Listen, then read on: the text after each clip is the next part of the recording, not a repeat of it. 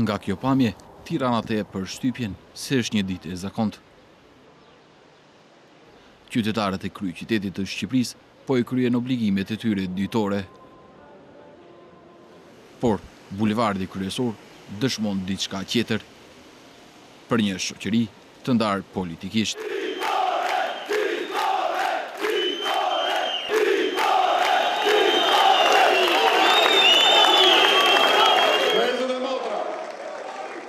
Ligji është ligj përveç se ku nuk ton Edi Rama dhe Ilir Meta. Këta e kanë futur vendin në një spirale krize politike.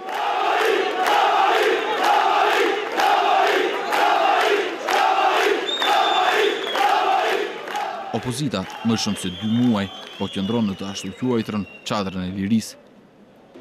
Po aq kohë bojkoton edhe punën e kuvendit.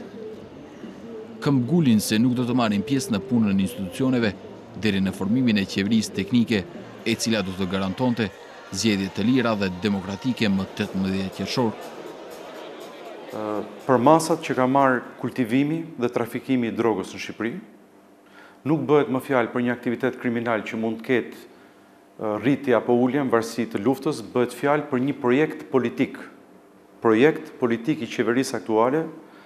Çështja e dytë që lidhet me drogën, por jo vetëm me drogën, është promovimi nga zoti Rama i personave me të shkuar kriminale, që janë bërë deputet, kryetar bashkish dhe zyrtar në nivelet larta të administratës shtetërore. Me këtë nivel kriminalizimi të piramidës lartë shtetërore, me të ardhurat dhe me fenomenin e kultivimit të drogës, nuk mund të ketë zgjedhje të lira të ndershme. Sado që mundohet të mos i dëgjojë kërkesat e opozitës, kryeministri shqiptar Edi Rama e ka të pamundur një gjë të tillë, pasi çadra e opozitës është vendosur poshtë zyrës së tij. Por nga partia e Ramës thonë se kanë ndërmarrë të gjitha masat për të luftuar krimin dhe trafikimin e drogës, për të cilën gjë po akuzohen nga opozita. Pushteti është i bindur se bojkoti i opozitës bëhet për ta penguar reformën në gjyqësi, të cilën Bashkimi Evropian e vendosi si kusht për hapjen e negociatave për anëtarësim.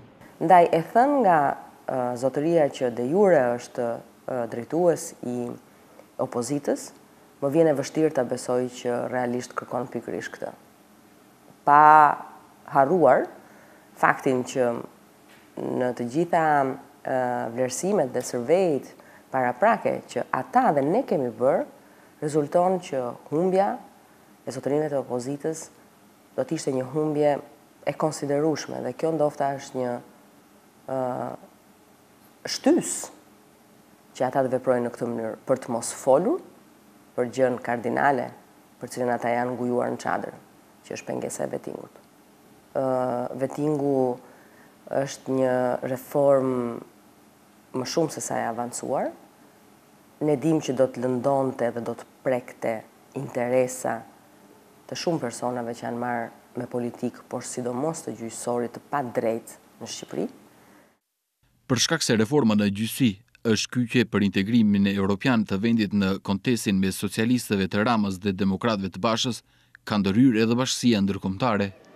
Bëhet fjalë për ligj me të cilin çdo gjykatës dhe prokuror i cili nuk do të mund të arsyetojë se nga e ka pasurinë, do duhet të lë detyrën. Aktorët të cilët kundërshtojnë një vit më parë në mënyrë unanime ndryshuan kushtetutën e vendit për të bërë reforma. Por i gjithë procesi duheshti të përfundoj me miratimin e ligjeve, i cila për momentin është e pamundur, për shkak se pa opozitën në kuvend nuk ka 2/3 e shumicës. Përderisa kritikat e Brukselit në shumë vende bëhen adresë të qeverisë, në Shqipëri po ndodhe kundërta, kritikohet opozita. Bashkësia ndërkombëtare në disa raste ka kërkuar nga faktori politik që sa më parë të zgjidhë krizën politike dhe të japë mbështetje vettingut, i cili është një ndër kushtet kryesore për hapjen e negociatave për anëtarësimin e vendit në Bashkimin Evropian. Ne kërkuam qëndrimin e tyre lidhur me situatën aktuale politike këtu në Shqipëri, po për shkak të agjendës së ngjeshur të tyre në këtë kohë, nuk arritëm të sigurojmë një të tillë. A do të ketë me 18 qershor zgjedhje në Shqipëri? Kush do të merr pjesë në të njëjtat dhe cila qeveri do t'i organizojë? varet nga Partia Lëvizja Socialiste për Integrim e Ilir Metës, e cila është pjesë e koalicionit qeveritar. Ata janë kundër bojkotit të zgjedhjeve, siç kërkojnë demokratët, por nuk pajton edhe me partnerin e tyre të koalicionit socialist e të Ramës se pika kryesore janë reformat në drejtësi. Vetingu është një prej mjaft ligjeve të tjera. Është një ligj me rëndësi të veçantë, nuk është gjithçka. Dhe kushdo që paraqit vetingu si gjithçka fillon dhe mbaron te vetingu gabon. Vetingu ka një rol, duhet zbatuar më së miri, ka një rol të veçantë në integritetin në mënyrë të veçantë moral të sistemit të ri të drejtësisë, por është një nga shumë ligjet pasi e gjithë qeverisë gjyqësore të rindërtohet nga e para dhe këto janë ligje fondamentale dhe të tjerat. Dhe besoj që kjo reforma është pakthim. Ndaj dhe LSI ka qenë shumë e qartë në pozicionin e saj që për sa takon vijimësisë politike dhe aleancave politike, këto kanë rëndësinë e tyre, por kjo rëndësi është relative në raport me këtë që ka të bëjë me të mirën e vendit, por dhe me stabilitetin e tij, por është një stabilitet i cili nuk është i lidhur vetëm me Shqipërinë, por i cili rrezaton edhe në më gjerë se sa kaq. Kush ka të drejtë? Çka është më rëndësi për Shqipërinë në këtë moment? Qëndrime të ndryshme rreth këtyre pyetjeve kanë edhe analistët politik. Armand Shkullaku e kupton presionin e ndërkombëtarëve për reformat në gjyqësi, por vlerëson se ky vështrim është i njëanshëm.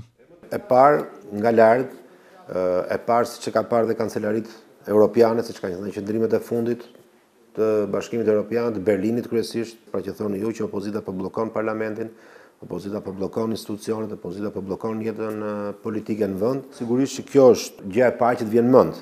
Pra këtyre deklaratave se kësaj përshtypje nuk ke çfarë ti kritikosh, sepse nëse shikohet kështu, po kështu është. Por po ty është problemit më brenda, më në thellësi.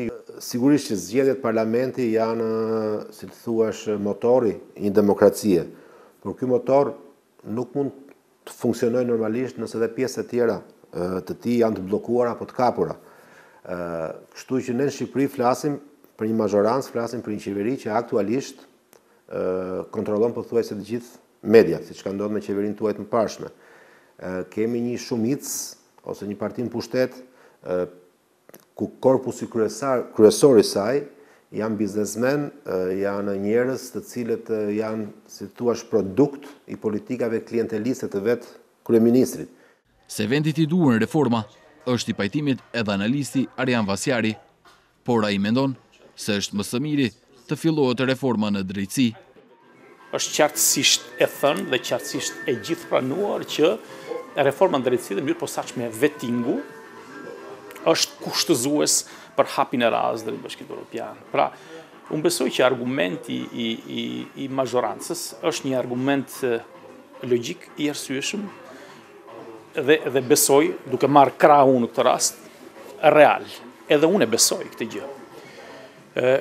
Argumenti i opozitës që Shqipëria ka probleme me ligjshmërinë, edhe ai është një argument real, sepse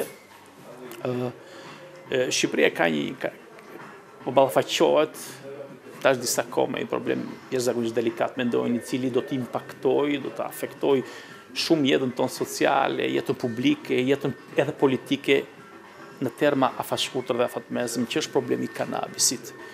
Unë nuk besoj se qeveria teknike ka kohën, mundësitë dhe instrumentat për të krijuar një terren të pranueshëm, në mënyrë që në fund saj të themi, të thotë opozita, që tashmë janë realizuar kusht në mënyrë që ne të bëjmë zgjedhje të lira dhe të ndershme. Përplasjet mes politikanëve duket si orientuan qytetarët. Thuaj se nuk ishte njëri në Tiranë të cilën nuk e ndaluam dhe na dhan mendimet e tyre për krizën politike. Është gabim. Ne kena votuar do votojmë. S'ka asgjë gjë të keqe. Po opozita aty për mua e ka gabim. Çfarë duhet bëj sipas ju opozita? Sipas ju shkoi atje në zgjedhjet, mori votat. Në asnjë mënyrë jo. Është mirë kjo që bën opozita? Patjetër po. Për çfarë arsye? Është e domosdoshme. Se Shqipëria ngremin. Kanë të drejtë që bëjnë protestë, por nuk bëhet zgjedhje në çadër, bëhet vetëm në parlament. Nëse opozita bojkoton zgjedhjet, ju do dilni si qytetar të votoni? Unë do votoj datën që caktohet nga Qendri i Shqipërisë. Protesta duhet vazhdoj, qytetarët janë në shtëpi, ata që janë në shtëpi mendojnë për tek çadra, votë e lirë duhet garantuar, boll me qeveri që nuk janë për qytetarët. Të lutem, nuk kam qejf fare më malda punë. Nëse bojkoton zgjedhjet opozita, ju do votoni? Asnjëherë nuk votoj për asnjë. Në ditët në vazhdim janë paralimruar se në Shqipëri do të mbërrin lehtësues ndërkombëtar, të cilët do të tentojnë të zgjidhin lëmshin e krijuar politik. Deri atëherë do të mbetet i bllokuar bulevari kryesor në qendër të Tiranës, por do të bllokohet edhe rruga e vendit drejt Bashkimit Evropian.